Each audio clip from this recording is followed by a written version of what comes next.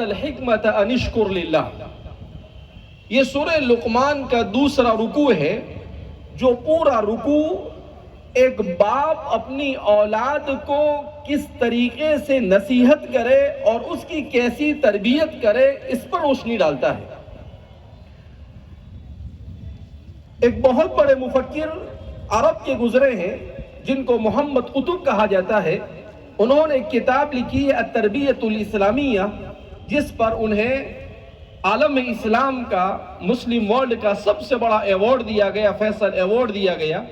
انہوں نے اس کتاب میں اس بات کا ذکر کیا ہے کہ اس دنیا میں جتنی بھی برائیاں اس وقت رائج ہے اور معاشرہ جن خرابیوں کی طرف جا رہا ہے، جیسا کہ ہمارے انسپیکٹر صاحب نے بھی ابھی کہا کہ معاشرے میں نوجوانوں کا ایک بڑا طبقہ ہے جو نشے کی طرف اور ڈرگز کی طرف جا رہا ہے۔ اب کتنی تکلیف کی بات ہے کہ وہ بیچارے درد کے ساتھ یہ کہہ رہے تھے کہ ایک ماں آ کر شکایت کرتی ہے کہ میرا بچہ مجھے روزانہ آ کر مارتا ہے، جبکہ قرآن کریم کہتا ہے وَلَا تَقُلْ لَهُمَا أُفٍّ وَلَا تَنْهَرْهُمَا وَقُلْ لَهُمَا قَوْلًا كَرِيمًا۔ قرآن نے کیسی تعلیم دی، وَلَا تَقُلْ لَهُمَا أُفٍّ، اے اولاد اپنے ماں باپ کو اف بھی مت کہو۔ ہمارے علماء نے لکھا ہے اس آیت کریمہ کی تفسیر میں، اس کا مطلب یہ ہے کہ اگر ماں باپ آپ پر ظلم بھی کرے تب بھی آپ کو اف کرنے کی اجازت نہیں ہے۔ اور آج ہمارا نوجوان اپنی ماں پر ہاتھ اٹھاتا ہے، کیسے اس کی غیرت گوارا کرتی ہے، تو پتا چلا کہ وہ ڈرگز کی مرض میں مبتلا ہے۔ یہ کیوں ایسا ہو رہا ہے؟ اس لیے کہ ماں باپ نے اپنی جو ذمہ داری ادا کرنی چاہیے تھی وہ نہیں کی۔ آپ کہیں کہ بچہ بگڑ گیا، اس میں ماں باپ کا کیا قصور؟ ظاہر سی بات ہے کہ بچہ کہاں سے بنتا ہے؟ بچہ صحیح انسان بنتا ہے اپنے گھر سے۔ اگر ماں باپ نے اپنی ذمہ داری کو مکمل طور پر ادا کیا ہوتا، اس کو دین کی صحیح تعلیم دی ہوتی، اس کو گھر میں اخلاقیات کی تعلیم دی ہوتی، اسے حلال اور حرام کی تمیز سکھائی ہوتی، اسے اخلاق کی تعلیم دی ہوتی۔ خود نبی کریم صلی اللہ علیہ وسلم کا ارشاد مبارک ہے کہ بہترین تحفہ ماں باپ کی طرف سے اولاد کو ان کو صحیح اخلاق سکھانا ہے۔ ان کی تعلیم سے بڑا تحفہ ماں باپ کی طرف سے کوئی نہیں ہو سکتا ہے۔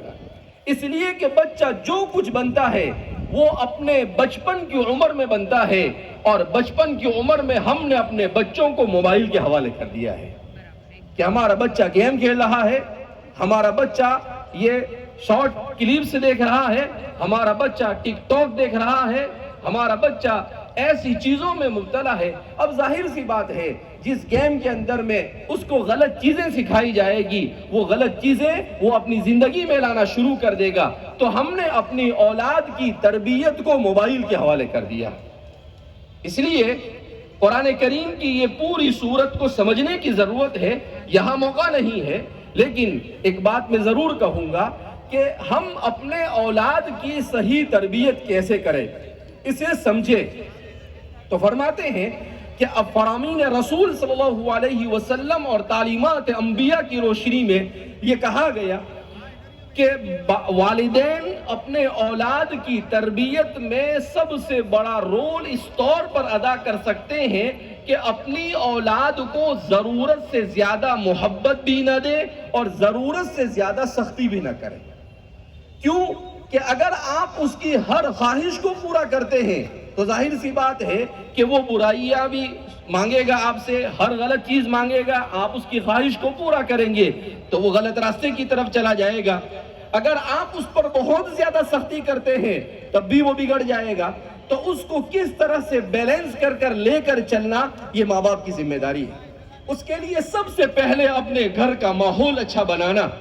آپ ماں باپ جب نماز پڑھیں گے، ماں باپ جب قرآن کی تلاوت کریں گے، ماں باپ جب گھر میں خود محبت اور پیار کے ساتھ رہیں گے، ماں باپ اچھی تعلیمات اور اچھے جملے سے اپنے بچے کو یاد کریں گے۔ ہمارے یہاں آج یہ ہو گیا ہے کہ ایک تو ہم تربیت نہیں کرتے اور اوپر سے اپنے بچوں کو بد دعائیں دیتے رہتے ہیں کہ تو کیا کرے گا، تجھ سے کیا ہو جائے گا، تیرا کبھی بھلا نہیں ہونے والا ہے۔ یہ ماں باپ کی دعا بچوں کو بہت جلد لگتی ہے۔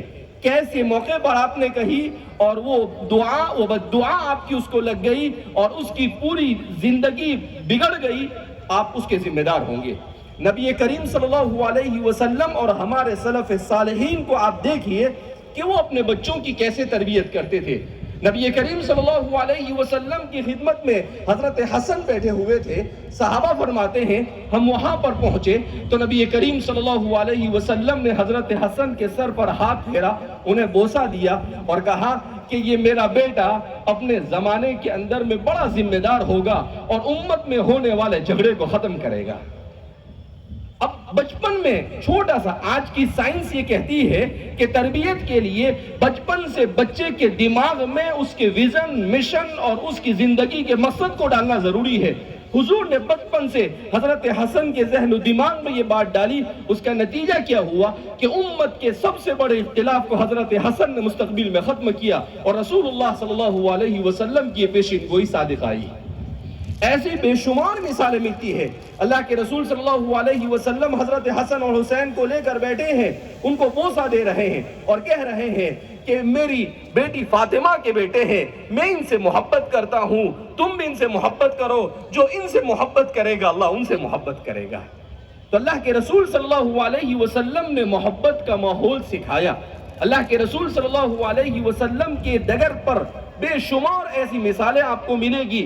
ایک محدث امام ذہبی کے بارے میں ان کی سیرت میں لکھا ہے کہ امام ذہبی اتنے بڑے محدث کیوں بنے؟ تو فرماتے ہیں کہ ٹیچر کا رول کیسا ہوتا ہے۔ وہ ایک دن لکھ رہے تھے، ان کے ایک استاد وہاں سے گزرے تو انہوں نے دیکھا کہ بڑا اچھا وہ لکھ رہے ہیں۔ انہوں نے عجیب جملہ کہا، انہوں نے کہا کہ بیٹا ایسا لگ رہا ہے یہ تو کوئی محدث لکھ رہا ہے۔ اللہ رب العزت نے ان کو زمانے کا محدث بنا دیا۔ عمر بن عبدالعزیز کہتے ہیں کہ ایک معاملے میں کسی آدمی کو میں نے قید میں رکھ دیا تو ایک محدث میرے پاس آئے اور کہا کہ اس پر جتنا ظلم ہونا چاہیے اس سے زیادہ آپ ظلم کر رہے ہیں، اور میں نے کہا کہ نہیں میں اس کو چھوڑوں گا نہیں۔ تو عمر بن عبدالعزیز کہتے ہیں انہوں نے کہا کہ عمر بن عبدالعزیز قیامت کے دن کو یاد کرو جس دن انسان کے تمام ایک ایک چھوٹے چھوٹے اعمال کا محاسبہ کیا جائے گا۔ کہا اس ایک جملے نے میری پوری زندگی کی کایا پلٹ دی۔ تو اس لیے ہم اپنے زبان سے کیا کہتے ہیں یہ سوچ سمجھ کر اپنے بچوں کے سامنے کہنے کی ضرورت ہے، اچھی چیزوں پر ان کی حوصلہ افزائی کرنے کی ضرورت ہے اور اپنے گھر کے ماحول کو اچھا بنانے کی ضرورت ہے۔ اپنے بچے پر نظر ہونی چاہیے کہ وہ کس قسم کے بچوں کی صحبت میں رہتا ہے اور کیسے دوست اس کے ہیں۔ آپ نے موبائل دے دیا، آپ بھی موبائل لے کر بیٹھ گئے اور آپ یہ سمجھ رہے ہیں کہ ایسے ہی یہ معاشرہ تبدیل ہو جائے گا۔ یہ معاشرہ کبھی بھی تبدیل نہیں ہو سکتا ہے۔ آج ہمارے معاشرے میں اللہ رب العزت نے ساری سہولتیں فراہم کی، مگر ہم برتھ ڈے بنانے میں اسراف میں لگ گئے، ہم اینیورسری بنانے میں لگ گئے اور ہم ایسی خراف شادیوں میں ہم لاکھوں کروڑوں روپے خرچ کر رہے ہیں۔ حضرات صحابہ کرام رضوان اللہ تعالیٰ عنہم اجمعین کیسی شادی کرتے تھے؟ حضرات صحابہ میں سب سے مالدار عبد الرحمن بن عوف کی شادی ہوتی ہے اور رسول اللہ صلی اللہ علیہ وسلم کو اس کا علم بھی نہیں ہوتا ہے۔ ابھی میں کتاب میں پڑھ رہا تھا کہ طبقات ابن سعد کے حوالے سے اس میں لکھا تھا کہ حضرت عبد الرحمن بن عوف کا جب انتقال ہوا تو آپ کی وصیت کے بعد آپ کے ترکے کا حساب لگایا گیا تو آج کے زمانے کے اعتبار سے آپ نے اپنے پیچھے 8,000 کروڑ روپے چھوڑے، یعنی $1 بلین آپ نے اپنے پیچھے چھوڑے، مگر کبھی آپ کی زندگی میں آپ کو اسراف نہیں ملے گا۔ امت کے لیے کیسے خرچ کرنا، دین کے لیے کیسے خرچ کرنا، تعلیم کے لیے کیسے خرچ کرنا، دین کی سربلندی کے لیے کہاں پر خرچ کرنا۔ تو ہمارے عشر مبشرہ میں سے 4 سے زیادہ صحابہ ایسے تھے کہ انتقال کے بعد آج کے زمانے کے اعتبار سے وہ ملینر اور بلینر تھے، مگر آپ ان کی زندگی میں خرافات کو نہیں دیکھیں گے۔ لہذا ہمیں اپنے گھر میں پڑھنے کا ماحول، مطالعہ اور اسٹڈی کا ماحول بنانا پڑے گا، ہمیں اپنے گھر میں پیار اور محبت کا ماحول بنانا پڑے گا، تب جا کر ہم اپنے معاشرے کو بہترین اور خوبصورت بنا سکتے ہیں۔ ہم اپنے معاشرے کو ڈرگز سے ختم کر سکتے ہیں، ہم اپنے معاشرے سے گالی گلوچ کو ختم کر سکتے ہیں۔ آج ہم خود گالیاں دیتے ہیں اپنے بچوں کے سامنے، تو ظاہر سی بات ہے کس طریقے سے ہوگا۔ بہرحال اللہ رب العزت ہم سب کو اس بات کی توفیق مرحمت فرمائے کہ ہم اپنی اولاد کی صحیح تعلیم و تربیت کی فکر کریں اور اللہ رب العزت ہم سب سے راضی ہو جائے، ایسے اعمال کی توفیق مرحمت فرمائے۔ وآخر دعوانا الحمدللہ رب العالمین۔